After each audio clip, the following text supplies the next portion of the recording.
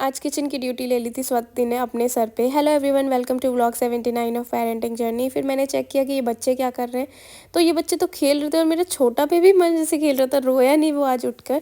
फिर मैं हो गई थी रेडी और आज हमें शॉपिंग करने जाना था और मुझे ढेर सारी शॉपिंग करनी थी। तो हम आराम से टारगेट तो हमारा ये था कि हम मॉर्निंग में ही निकल जाएँ, बट पॉसिबल हो नहीं पाता। विंटर में सब काम बहुत ही आराम से होते हैं।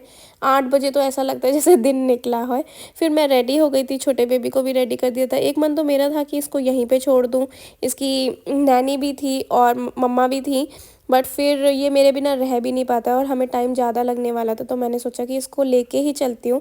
वहाँ पे तो मैं मैनेज कर लूँगी, बट अगर घर पे इसको छोड़ा तो वो रो रो के हमें बुला ही लेगा। फिर इतने स्वाति रेडी ही हो रही थी, हम यहाँ पे थोड़ा सा फ़ोटो शूट करा रहे थे और ये अपनी मम्मा के साथ तो बहुत ही खेलने लगा है। फिर तीनों बच्चों को मैंने साथ में लेके फ़ोटो शूट किया, इनका वीडियोस बनाए। इनको भी बहुत पसंद है, इनको अपने अपने चैनल पे डालना होता है। फिर इतने में मैंने अपनी कैब भी बुला ली थी, बट स्टिल स्वाति को रेडी होने में बहुत टाइम लग रहा था, क्योंकि उसको थोड़ा सा किचन में लेट हो गया था। उसने बहुत सारी चीज़ें बनाई थी, ब्रेकफास्ट बनाया था, लंच भी बनाया था, लंच ही करके चले थे हम। फिर उसके बाद हम कैब में बैठे और हम पहुंच गए थे तुराम नगर मार्केट में। काफ़ी टाइम के बाद तुराम नगर आ रही हूँ। बहुत ही अच्छा लगता है इस मार्केट में आके, क्योंकि यहाँ पे जो भी कुछ चाहिए आपको सब कुछ मिल जाता है।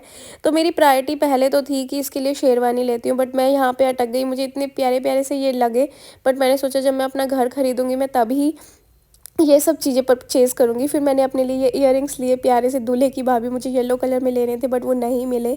फिर मुझे एक ब्लाउज़ चाहिए था बना बनाया, बट जैसी मेरी प्रायोरिटी थी मुझे वैसा नहीं मिला और मैंने उसको पूछा भी कि तुम मुझे बना के दे दोगे, तो वो उसमें टाइम लग रहा था। फिर हमें लेनी थी इसके लिए शेरवानी। बहुत सारी शॉप्स देखी, यहाँ पे भी वही हो रहा था कि ऑल्टरनेटिव्स मिल रहे थे बट शेरवानी बराबर से नहीं मिल रही थी।